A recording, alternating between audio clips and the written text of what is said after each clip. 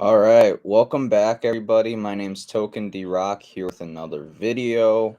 It is Wednesday, March 23rd. All of you are having a wonderful day. The overall crypto market cap is sitting right at $1.927 trillion. Bitcoin dominance sitting at 42%, sitting at 18.7%. For the most part, we're sitting more or less where we were just yesterday. And yesterday's stream, Bitcoin right around 42, 43K. ETH now back above $3,000, just like it was about 2 days ago time. Cardano above $1. Luna nearing $100. Same thing with Solana. Avalanche getting close to 90 again. Polkadot getting close to 20. Overall, the crypto market cap is looking in decent shape. That's not to say we can't have a shakeout. Could see some downside price movement here in the short term.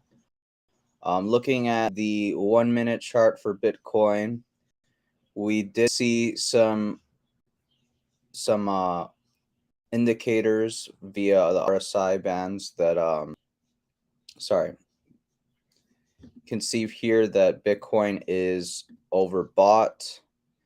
This is overbought a few hours ago, and we had another indicator that Bitcoin was overbought again. So we could see some price movement down below 42K. Will we go below 41.7? Not so sure, but that's looking at the next few hours. As you can see, since yesterday's stream, we've pretty much stayed in the range that we set yesterday, between 42,000 and 42,500. For the most part, we've held within that range. Looking at the bigger picture, again, Bitcoin looks to be gearing up to move up and retest this overhead resistance that was last retested about 3 weeks ago on March 3rd. And then before that, last time it was tested back about 2 weeks before that, so roughly 5 weeks ago. Looking at the bigger picture, I did make an alternative trend line that kind of follows what you should be doing more often than not. When it comes to trend lines, you want to try and have your trend lines not go through a candle. So our original trend line was kind of invalidated by these 2 days, right, which was March 13th and March 14th, where we went down below it and then went right back above it. And then, as you can see, the next day we wicked down past it again. But this new brighter trend line is showing the new trend line. So you can see there's no candles that no solid candles that go straight through the trend line. So this is kind of a bit more accurate. But nonetheless, this is what we're looking at. Again, Bitcoin could potentially put in a lower high and kind of fizzle out somewhere over here, or it could break through theoretically. But a higher low would be pretty good right here, because as you can see, Bitcoin did wick all the way up to 42.5, which was back on March 8th and March 9th. And we did go all the way back down to 37.7 roughly, a little bit below that, right around there. And now Bitcoin bulls are actually fighting for that ground right there. As you can see, they're fighting for the exact tip of this wick that was put in back on March 9th. But that is not the focus of today's video. We're talking about Voyager and the Voyager token. Over on Reddit a few days ago, about, I'd say probably a week or two's time, about 2 weeks ago, basically Steve Ehrlich went over on Steve Ehrlich went over on Voyager, and he talked about some various things that we're going to discuss. I'm going to give you more or less the meat and potatoes of this. So basically, How do they plan to increase staking revenues to maintain their yield payment in 2022? Well, over the past 40 days, they've added 20 new coins, 10 of which can be staked for rewards on a monthly basis. And as you may know, they're working with at least 8 custodians. They're looking to add more. They have multiple execution providers and exchanges and multiple node providers delivering new coins with competitive rewards as fast as we can. Key to this is ensuring everything meets our security standards so that we can ensure the safety and security of all our customers, all customer assets at all points in time. Next point is, when will Europe roll out? They're looking towards a summer release. Best case scenario is July. Worst case is in the fall. They're leveraging with CoinFi's system and are eager to get this launched to our significant wait list as well. Next, meat and potatoes. Next point of interest: when will Canada/New York be approved? Basically, they don't have a time frame for New York. There are multiple companies in line for retail trading license in New York as of right now, and as far as they know, none of them have received any word yet. For Canada, they expect their license sometime later this year. Obviously, it's subject to the OSC, and they have made significant progress in answering their questions. Now, Voyager will also be rolling out a desktop version for their users. There'll be a desktop version of Voyager for the users. It's going to be launching out probably here in the next few weeks. For beta testers, at least, it's going to be widely used and available for the average user probably come June, July. That's what they're aiming for. They wanted to have it there. With the desktop version of Voyager, they're trying to have it rolled out here in the next few days for beta testers, and overall consumer base or customer base will have access to this roughly sometime by the end of June. So by the end of Q2, essentially. Next question: does Voyager anticipate any major fines like BlockFi? Well, Steve addressed this and he said their rewards program is different from BlockFi's program, applies with current law. He's been in the financial services industry, working with regulators for over 28 years now. Since the start of Voyager, we've been in communication with regulators to ensure we operate not only within the rules, but we are also planning for any potential necessary changes. He was asked, this was the day that Biden gave his executive order regarding the crypto.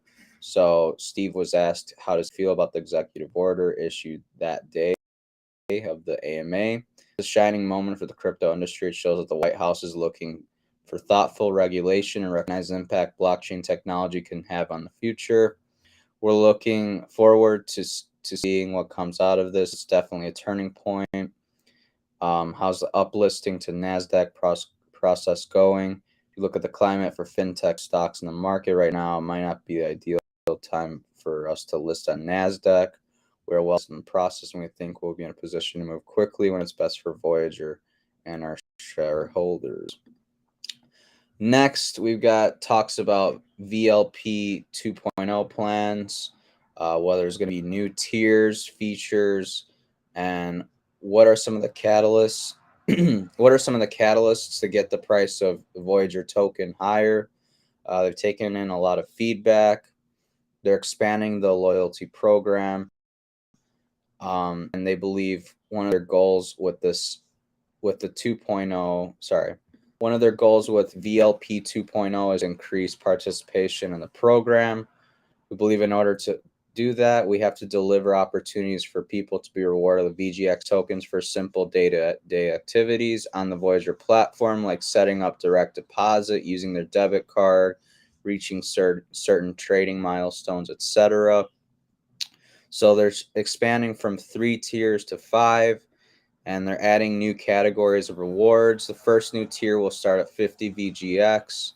because they want as many possible to have the chance to participate in Voyager's loyalty program. So we're making it easier for more people to enter and earn their way in. In addition, new tiers will be adding new benefit categories such as priority service starting at the 50 token level, instant crypto transfers for certain tiers, exclusive NFT drops, special rewards for using a debit card with certain vendors, and significant ways to earn more VGX to help you ascend levels by using the app on a day-to-day basis. Working on a detailed white paper to articulate the strategy. We're also adding a new premium tier at 50,000 VGX. Can't spoil all the rewards just yet, but this tier will have a dedicated manager. Think along the lines of personal concierge, along with several new premium benefits. So meat and potatoes of this, what do you guys think of it? You think this is good, bad?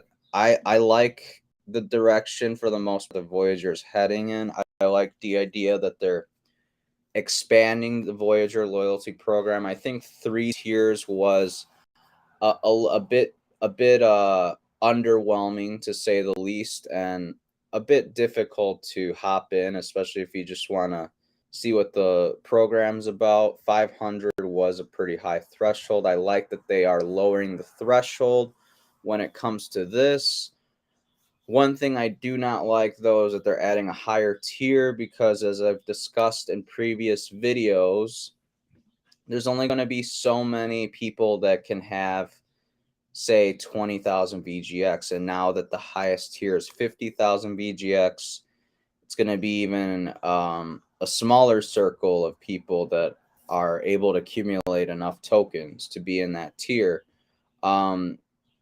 I like the idea that they are expanding the reward system and how many tiers there are that can earn said rewards. But I'm a little worried about this $50,000 VGX tier. I still am kind of up in the air as to how I'm going to be treating the token moving forward. I'll probably do a video sometime next week about my whole strategy for the Voyager token after this whole AMA that Steve put out. I do like that there's going to be exclusive NFTs for Voyager loyalty program holders.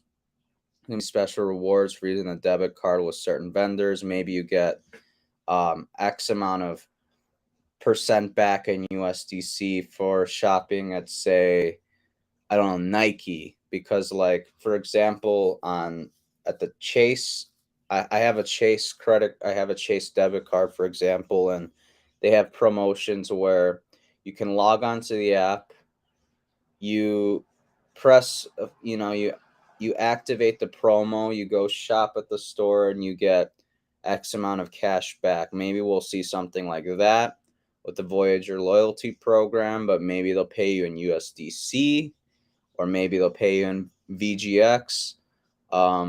I'm curious as to see which vendors they team up with for these rewards.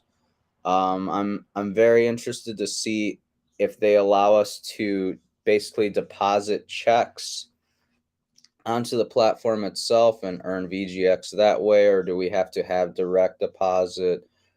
What I like that they're expanding the ways that people can earn VGX tokens, because, to be honest, when I was just starting on this platform, I was pretty underwhelmed with the rewards I was getting. But again, it is a longer term play.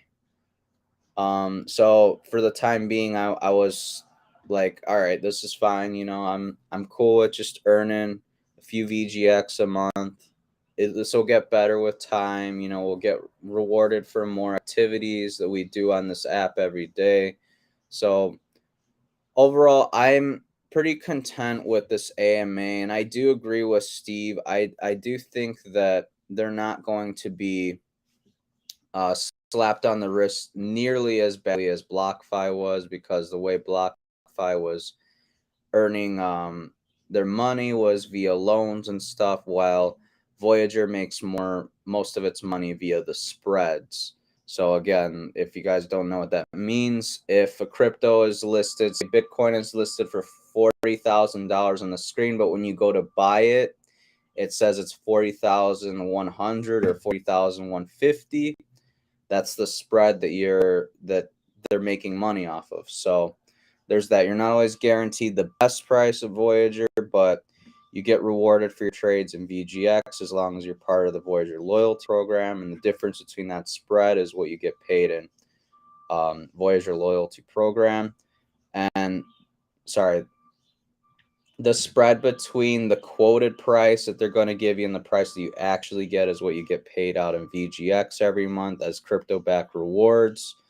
I would like for them to give you an incentive to have limit orders in the sense that maybe if you have 5 limit orders activated,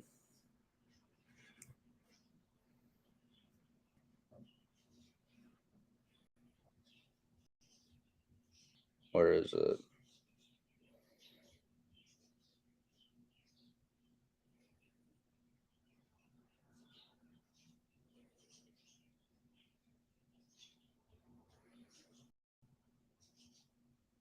I'm curious to see what certain trading milestones at, like 20 trades, 50 trades, 100 trades, 1,000 trades. I'm curious as to how that will work, especially considering some of us have been trading on the platform for about a year's time now, if not longer, some of us longer. I've been on the platform for about a year. I've done probably a good 100 to 1,000 transactions. I don't think over 1,000. I think maybe a few hundred absolute tops, but I'm curious as to whether those rewards as I'm curious as to whether those rewards regarding trading milestones applies to people. I'm curious as to whether see the rewards regarding the trading milestones are active, meaning people like me who've been on the platform for about a year, we've been trading, we've been part of VLP. Do we get those milestones right away? Do we get those VGX tokens right away because we already did the trades, or is it like starting from now, moving forward, the trading milestones, rewards will be paid out depending on how many trades you do from this point forward? Not sure. Still a lot of questions. Sorry, there's a train.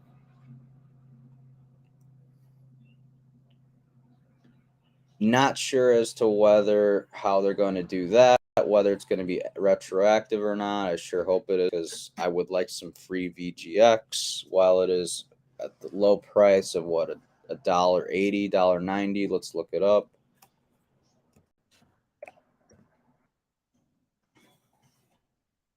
$1.88.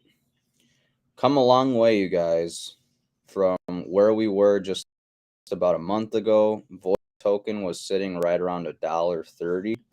It's now at $1.90, roughly.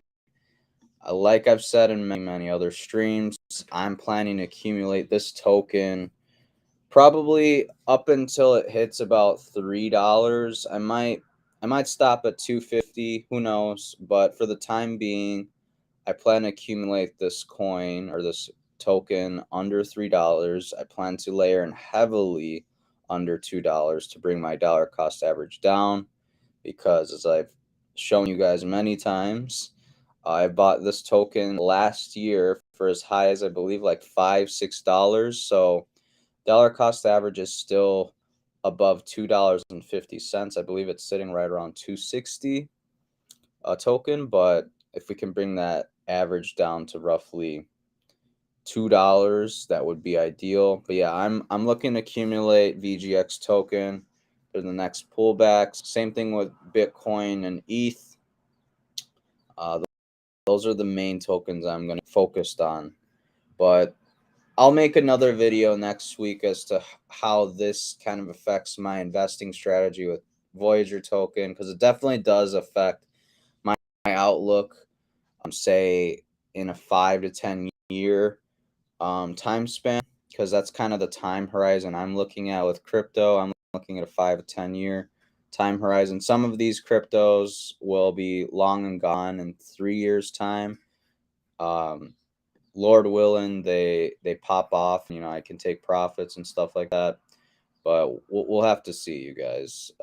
There's a lot of stuff going on in the world between hyperinflation in many countries, the war in Ukraine with Russia and stuff like that, tensions with oil and stuff like that. A lot of uncertainty in the market. So for all we know, we could be in a mini bear market, so to speak, for the next few weeks, maybe a few months. I don't think it's going to be years, but time will tell.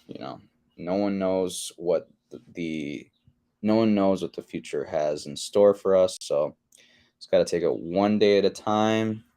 Dollar cost average, take profits, buy on dips. You know the drill. But if you enjoyed the video, you guys, please like and subscribe. Please hit that notification bell to be notified when I go live next or upload another video like this one.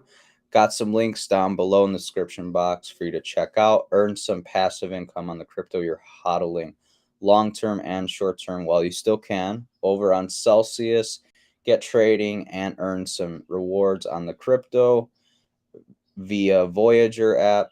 You can get trading over on Binance US as well. Got a link down below for the Visa. Sorry, we have a link down below for BlockFi's Visa Signature Rewards card that allows you to earn up to 1.5% back in Bitcoin on all your purchases. I believe it's as high as 3.5% for your first 3 months. So get signed up over there. If you like CoinMarketCap, I've got a link for that so you can stay up to date with crypto prices, overall crypto market cap, Bitcoin dominance, ETH dominance, etc. Comparing cryptos on a daily, weekly, monthly, hell, even quarterly basis. It's pretty useful. You can go over to CoinMarketCal as well down below in the description box to stay up to date with events, things of that nature for crypto projects and altcoins, stuff like that. Till next time, everyone, I hope all of you have a wonderful day. Take care. I will see you tomorrow, 10 a.m. Central Standard Time.